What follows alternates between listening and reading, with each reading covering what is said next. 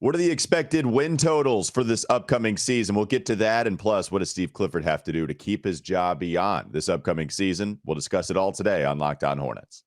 We're Locked On Hornets, part of the Locked On Podcast Network. Your team every day. In a minute, cuz we live.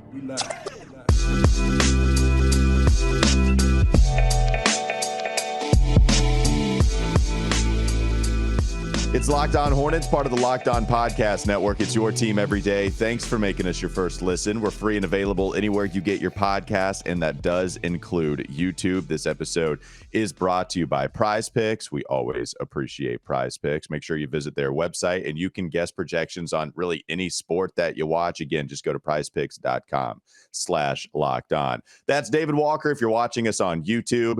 David B. Walker on Twitter, I guess X. I'm still going to call it Twitter for a little while at least. And then you can find me on Twitter at Walker Mail and me on the radio from 12 to 3 every weekday on Sports Radio 92.7 WFNZ. No Doug today. I think Doug is hanging out behind the scenes, really just producing this, but it's just going to be me and you with all the mic time. David, are you ready to go? I've never been more ready. I'm so excited. I do hope Doug feels better. He's a little under the weather, but he's soldiering on behind the scenes. Yeah, I'm surprised that he didn't try to just grab the mic anyway, because this is his precious airtime, and, well, he doesn't like to give it up to anybody. But we do appreciate Doug and hope that it gets better. Let's talk about these win totals, David, because I saw Matt Moore, it might have been a month ago, of the Action Network, post what he thought the over-unders should be set at, and it might be just for the website, for each of the NBA franchises. And I think the Hornets came in at like 26.5. It was super low. Everybody came at him about the Hornets. And then he quote tweeted some of those and said, look, okay, I didn't realize everybody was defending the Hornets like this. I watched them last year and they were real bad.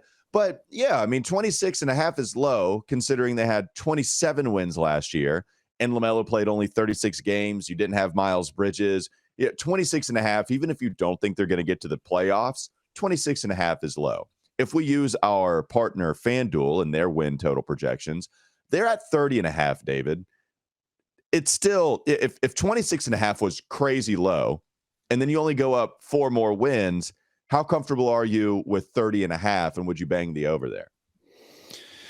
Oh, yeah. I feel like if this was January already and gambling was legal in North Carolina, I would have to take the over on this. It does feel super low. And I know from a Hornets fan's perspective, first of all, good for Hornets fans for coming to support of that, of getting on to social media, of bullying someone on social media. That's right. It's got to be the LaMelo factor and also the Miles Bridges thing. I don't know if people are still forgetting. I guess there's a question mark on how effective he'll be. And the PJ Washington thing's hanging out there, but that just feels really low. And if you look at the overall odds to win the championship, I mean, okay. But Charlotte has the second worst behind Detroit, I believe. To take home, the Larry O'Brien trophy. So that makes sense. But look, this team should be better than it was last year, just for the fact that they'll be healthy. And if they are healthy, you got to feel like they're gonna win more than those games right there, don't you? Yeah, no, I do. I do. And if you look at what the Charlotte Hornets did last year with so many different injuries, it's not that we're saying that they're going to be a top 6 seed with everything they've done this offseason, because they really haven't done anything this offseason. Like, I get that. But I do think that there are enough of the 50-50 calls that are going to go in the way of the Hornets winning more than they did last year. A lot of it is going to come down to whether LaMelo can play over 36 games. You're really hoping that, and his ankles hold up.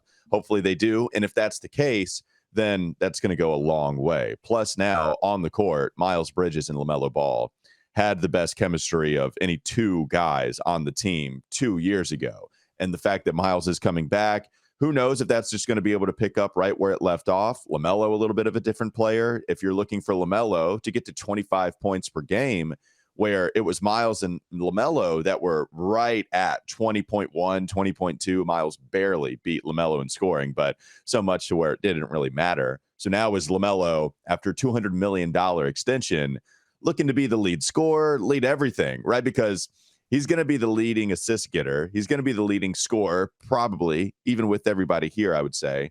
Rebounds are probably going to go to Mark Williams, but LaMelo is going to be like top 3 in rebounds, something to that effect.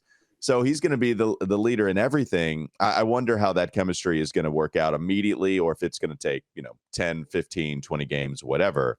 Yeah, to me, all of that spells something more than 30 wins. But it doesn't mean that they're going to get to the play-in tournament or the playoffs. It just means that seems significantly low. And I was trying to get the win total on this correct with what Matt Moore put out there on Twitter. And he was trying to guess the win total, right? Mm-hmm. So he was trying to do that at the beginning of July. And that's when he put Charlotte at 26.5. The actuals at DK Sportsbook is what he would quote was 31.5. And here are the FanDuel numbers at 30.5. So 31.5, you're getting a little bit more north. But either way, David, it's pretty clear what the perception is of this team.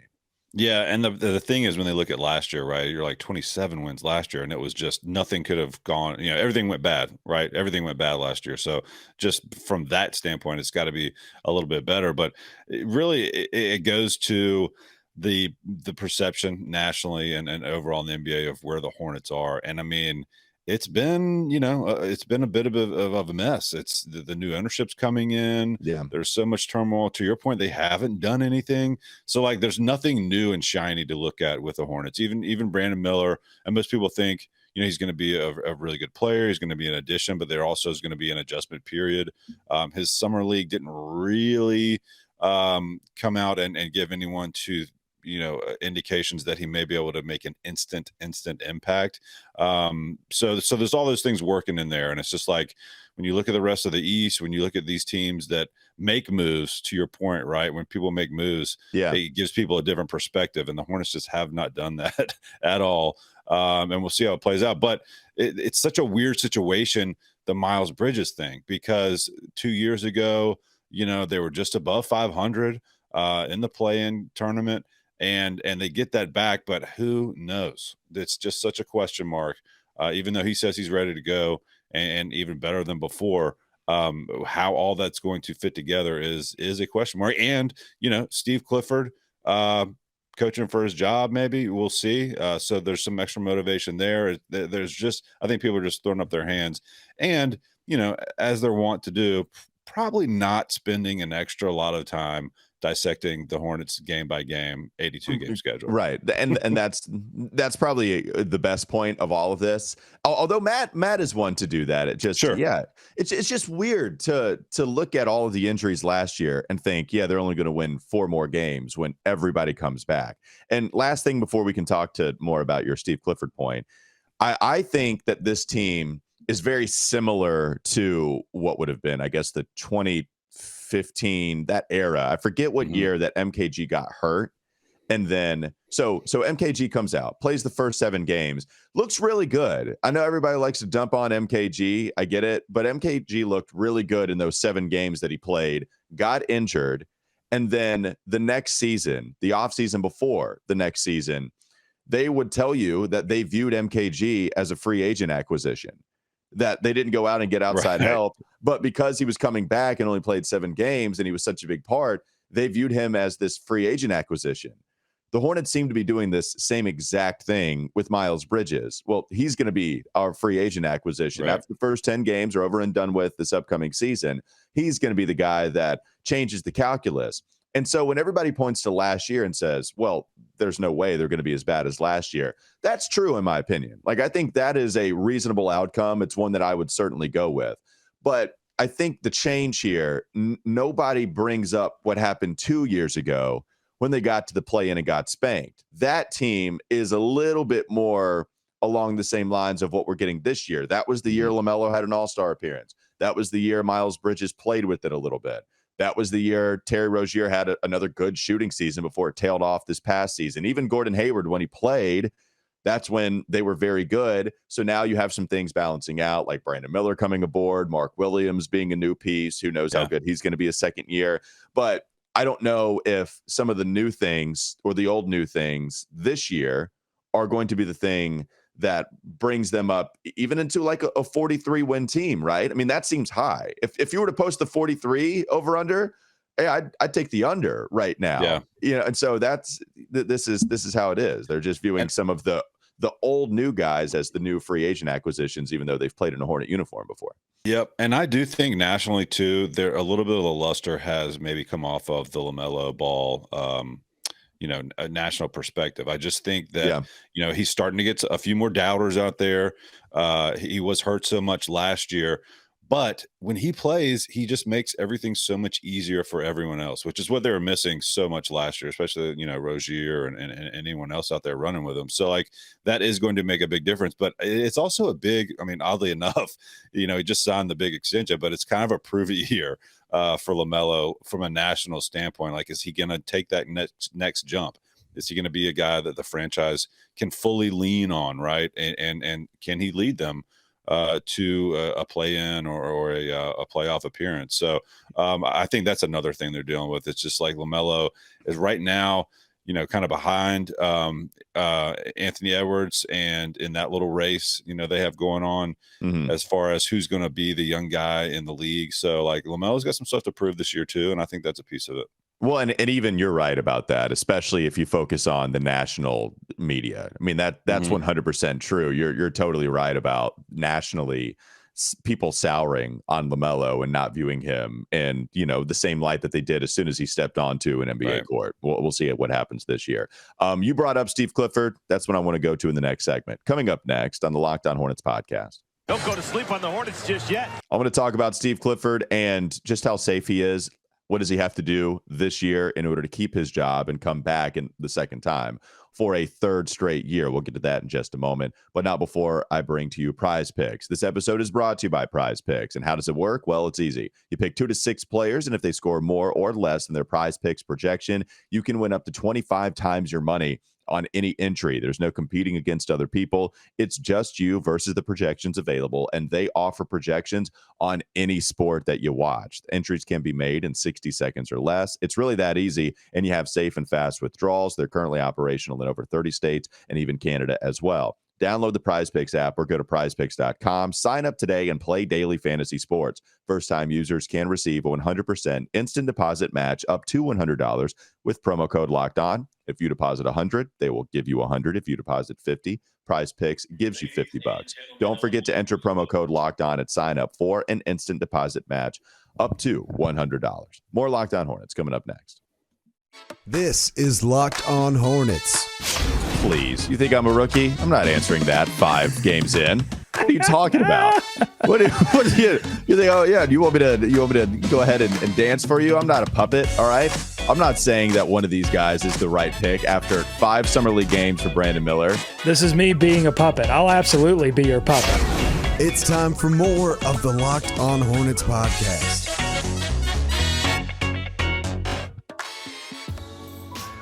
All right, David, here's a conversation I've been thinking about, because now we're going to be doing like 3 days a week. We are in the silly season. That's what's going to be going on. So was thinking about our conversation that we had on Friday, and Jeff Peterson being the guy that Jake Fisher talked about that could possibly be the new general manager of the Charlotte Hornets team when, the transition is all said and done. Mitch Kupchak finishes out his contract. We know Peterson was a guy that was listed on the under 40 list of top minds in the NBA via personnel, front office, whatever, right?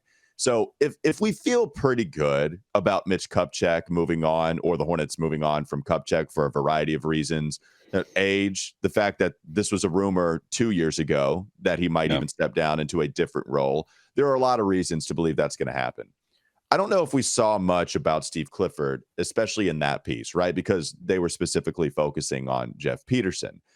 But I'm interested in what Steve Clifford has to do in order to keep his job, because you have new ownership, and often what comes with new ownership is cleaning house, just saying, nope, everything is changing. It wasn't new ownership with this Hornets regime, but once Mitch Kupchak took over for Rich Cho, everything changed then. James Borrego comes in. Now, it went back after they brought Steve Clifford back, but they did change everything once Mitch Kupchak took over for Rich Cho. I want to know what you think Steve Clifford has to do to keep his job beyond this upcoming season. It's really kind of fascinating because, first of all, you have no Miles Bridges for the first 10 games, right? And that's going to be a huge transition off the court, preseason, and practice, because he's going to be practicing, but he's not going to be playing. And like 10 games, it doesn't sound like that much, but that's a chunk of your schedule right there. I mean, we just talked about the win totals and stuff. I mean, that actually could be a key factor. Yeah. Well, no, and you're right, 10 games. because you think about the 66 or the 65 game allotment for these guys that can make all NBA. I don't expect Miles Bridges to get any of those awards, but you're talking about, at least like 7 games away from missing that allotment entirely. So you're right. I mean, it's not nothing. So that's one thing he's got to deal with. But I think the bigger thing is, he's got to break out of this pattern for the Hornets. I mean, I really think for him to keep his job, he's got to get in a playoff, maybe win a playoff series, which sounds crazy. And that might be on the high end of it. But you just have to factor in at some point the new owners, the new majority owners are going to want to put their stamp on this franchise, and they can do that in a couple ways. But I mean, one of the no-brainers is just cleaning house in the front office and the coaching staff, right? And then you think about Clifford is clearly tied to Mitch, the current front office, to your point, when they needed a guy to kind of right the ship after everything went so crazy 2 summers ago, and when the coaching for trying to fill that vacancy, he came in because it was such an easy fit, right? So there's a lot of familiarity with the current front office and Clifford and stuff like that. So I think he's got to show this new ownership and the fan base, right? It's some exciting stuff, and to get some winning basketball and some aesthetically pleasing basketball back on the court, it's going to be a challenge. But he's got maybe the most talented roster he's ever had. I don't know about depth, but he's got, certainly health-wise,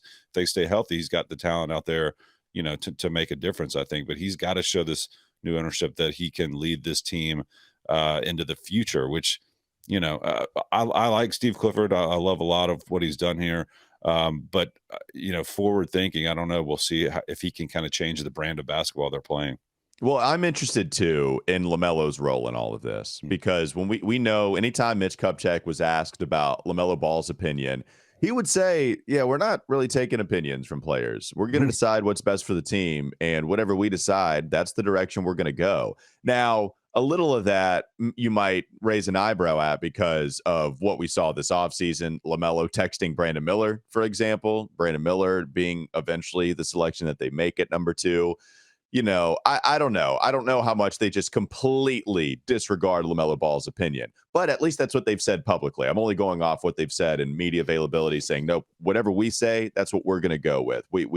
It's me, it's Steve Clifford, whoever the head coach is, whatever, right? I wonder if new ownership is going to abide by that as well. So now here you have Gabe Plotkin and Rick Schnall. There are 2 guys that are coming in that also, of course, want to win. I mean, the on-court product hasn't been as good, and you want the on-court product to be as good as possible to make this as best of franchise as possible. So if you want to keep LaMelo around, if there's any kind of worry that he might demand a trade because the winning product isn't there, that's something we've always said could happen. If I never thought he would deny the rookie max extension, I think that was stupid. But what could happen is he could get frustrated with an on-court product that isn't up to par and then demand the trade. We've seen stars do that. So if they're worried enough about that, and LaMelo likes Steve Clifford a lot, it seems like those guys have a fantastic relationship. We've heard it from both parties, and it seems pretty genuine.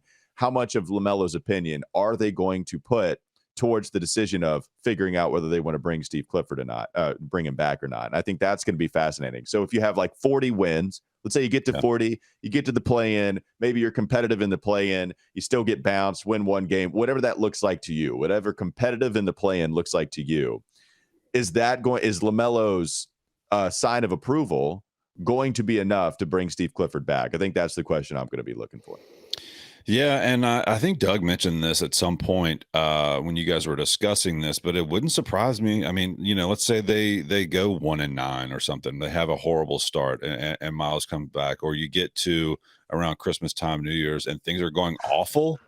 I mean, it wouldn't shock me, if they made a sweeping change and just said, scrap this again. Oh, you're not even letting them get to the end of the season in this scenario. Yeah. I mean, it wouldn't shock me. You just don't know when new ownership comes in, what kind of changes they want to make and how fast, right? So, I mean, there's got to be a little bit of trepidation for him going into this year as far as job security, just because of all the upheaval. But that's one thing going to be to keep an eye on is how fast they start.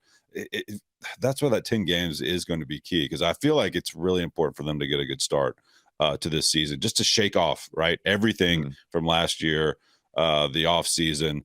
They need some positivity. They need some good things to happen really fast, and it would help if it was right out of the gate for this team. It's going to be hard because they're not going to be whole, but that's going to go back on Steve Clifford too. All right, so last thing for me on this, if Steve Clifford does last the entire season, but let's say, you have Miles Bridges as an unrestricted free agent as soon as this year is done with. PJ Washington, let's say he comes back, but let's say that I don't know, maybe he signs a qualifying offer. Maybe that's something that happens. I don't know. If that happens, then you have 2 unrestricted free agents, not to mention Gordon Hayward. So now you have 3 unrestricted free agents. Do you want to keep continuity at all costs? And that's why you bring back Clifford. Or do you view this as, everybody's changing, let's hit the ground running, and LaMelo is our continuity? Mark Williams is our continuity. Even with Brandon Miller coming in, he's going to have a big old role going into his second year. So I probably would lean more towards the latter of that and what the ownership would think, but it's not from anything they've said. I have no clue what they might be thinking. But it's a very big change with those guys moving on in this hypothetical, and then moving on from the coach and the GM. Right. And then I hope you would bring in a new GM, right? And then they would operate free agency however they want to. And at that point, you got some money freed up because you don't have Miles on a big deal. PJ's gone. You didn't give him 15 to 20 million, whatever he was asking for. And now you got a lot of money to work with, especially with Gordon's money off of the books. Yeah, like that would be fascinating. After all of these off seasons in a row, David, of not doing anything except for bring Miles Bridges back on the qualifying offer and Cody Martin back on a 3-4 year deal, you would think next offseason might just be crazy change all aboard, except for, of course, LaMelo, Mark, and Brandon. Right. How wacky do they want to get next summer? Right. I mean, if you're dealing, right, to your point, if you're dealing with a new coach, restricted free agency or unrestricted free agency on a star player, new GM, like how much do they want to have to do in one summer? Right. And also, like, what names become available, or what names do you start hearing for coaches slots? Do they want to make do they want to take a chance on an up and comer? Do they want to get a name? Do they want to get someone who's been out of the game for a little while? Like, we just don't know. That there's a certain element that we just don't know about the new ownership on kind of what kind of splash they want to make. So that all goes into it. But man, I mean, it's fascinating, and I don't think many people outside of Charlotte will be really looking at this unless the Hornets get off to like a super fast start. But it's going to be interesting to see how it plays out. And we haven't heard from Clifford, really, right? Have we? I mean, the Hornets have had these random press conferences, which has been new, but you haven't heard a lot from Clifford even around the draft. So it'll be interesting to see, like, when preseason starts, what he views as his outs.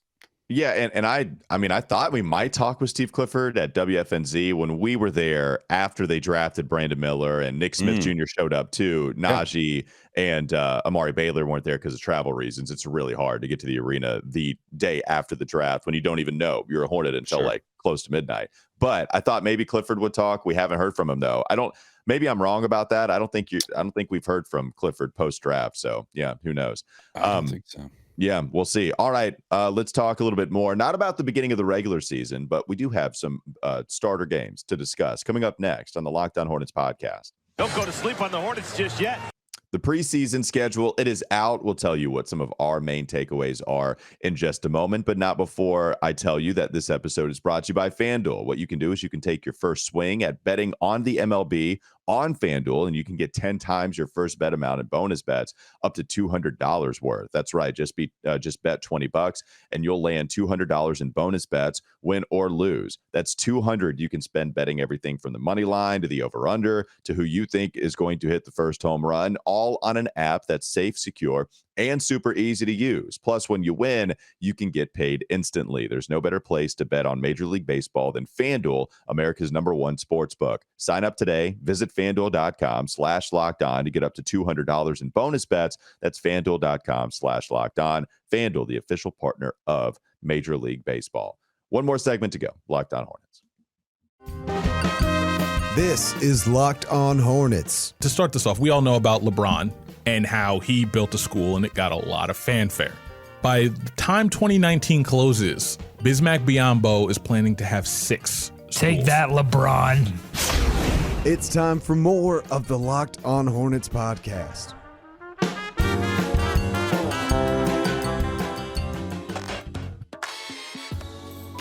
All right, David, we have a preseason schedule released, and the Hornets tweeted it out on July 28th. The countdown to October 10th! Exclamation point. Get excited, baby. Hornets traveling to Miami to play them October 10th. Tip will be at 7:30. Hornets then play the Wizards October 12th. The Hornets play the Thunder October 15th. That will be the first home game in the preseason, and then they'll play another home game at the Spectrum Center against the Celtics October 19th. So just over a week of basketball in the preseason. 3 of those games will be aired on Bally Sports Southeast. All 4 of them you can check out on WFNZ, Sports Radio 92.7 FM, WFNZ that is. Any takeaways from the preseason schedule here, David? Heat, Wiz, Thunder, Celtics, any of those games stick out to you? Classic scheduling to kick things off with the Heat in Miami, of course.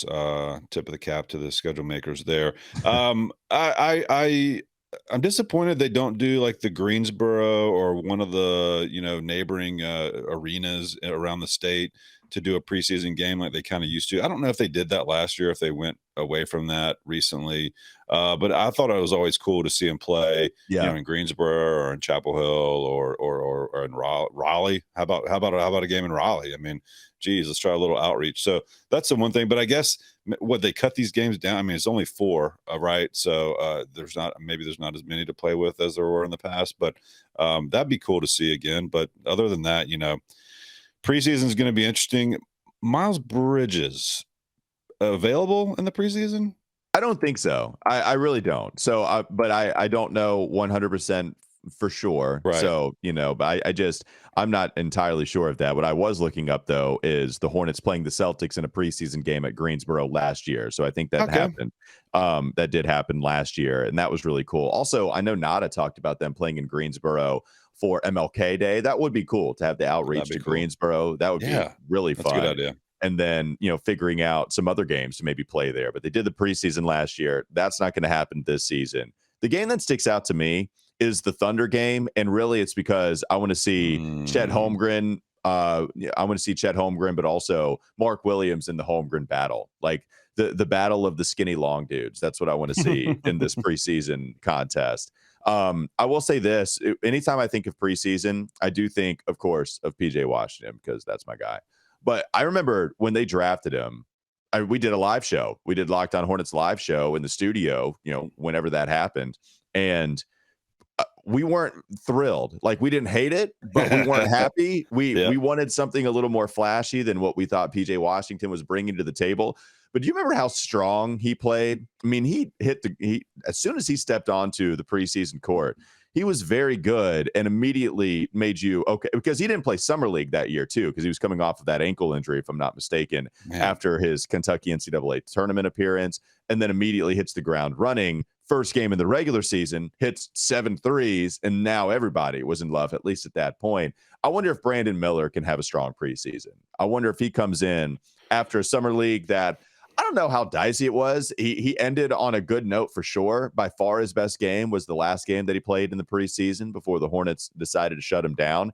Right. If he comes in the preseason, now against what is pretty legitimate NBA competition, knocks down a few threes, maybe shoots 40% in the 4 games that you play, Brandon Miller is going to be that guy. Do people have the same type of feeling? I don't know if it's going to erase any good feelings that you have. It shouldn't, because it's preseason. But is he going to win over some people? Oh, okay, yeah, as soon as he played in the preseason, he was ready to go. I wonder if that's going to happen this year. big preseason, it feels like, just to give the team and the fans a little boost. I mean, summer league, you got a taste of it, but you want to see Brandon Miller out there with NBA guys, right? And guys that are better than him, and hopefully we'll give him a little more space. He'll get to play with a point guard. So that would be fun. Great point. Yes. with apologies to I don't know how Justin many, Robinson. at least one, right? Yeah. At least one point guard, we think. Probably only one, because Dennis Smith Jr. is not there. We still don't have Teo. So you're right. I mean, at least, and probably only one point guard. So we'll see what happens with that. That'll be a good point guard. He'll play with a good point guard, a very good one. So yeah, that's probably the biggest thing, right? I mean, looking at Brandon Miller, also Mark Williams, coming back from his off-season surgery, so rehabbing that, and of course LaMelo, dude. I mean, we have not seen LaMelo. We have not seen the clips. We have not seen any social media. Really, I haven't much of LaMelo working out. He's been on his world tour. And he's been rehabbing. He's been ready to get back. But, I mean, that obviously is going to be huge. So preseason, I mean, it's going to be big, and it's going to be fun to hopefully see some of these guys back out there. What will Miami look like? Will it look? Who will be on that team? That's true. So that could be interesting too. Preseason, it's sneaking up on us, man. October 10th. Good Lord. Just over 2 months away. Not too terribly far from now. Preseason will start October 10th against the Miami Heat. The Charlotte Hornets will play them to lead us off here. That's David Walker. Thanks to him for joining us. David B. Walker. You can find him on Twitter. Doug should be back tomorrow, I'm guessing. So we'll see if Doug is feeling good enough to help us out tomorrow. I'm Walker Mail. You can catch me every weekday, 12 to 3 on Sports Radio 92.7 WFNZ. David, always appreciate the time, man. Thanks again. Absolutely, man. Feel better, Doug. Thanks for making Locked On Hornets your first listen today. Make your second listen Game to Game NBA. Every moment, every top performance, every result. Locked On Game to Game covers every game from across the league with local analysis that only Locked On can deliver. Follow Game to Game on Locked On NBA, available on YouTube and wherever you get your podcast. Have a great rest of your day as well. We'll be back with you tomorrow.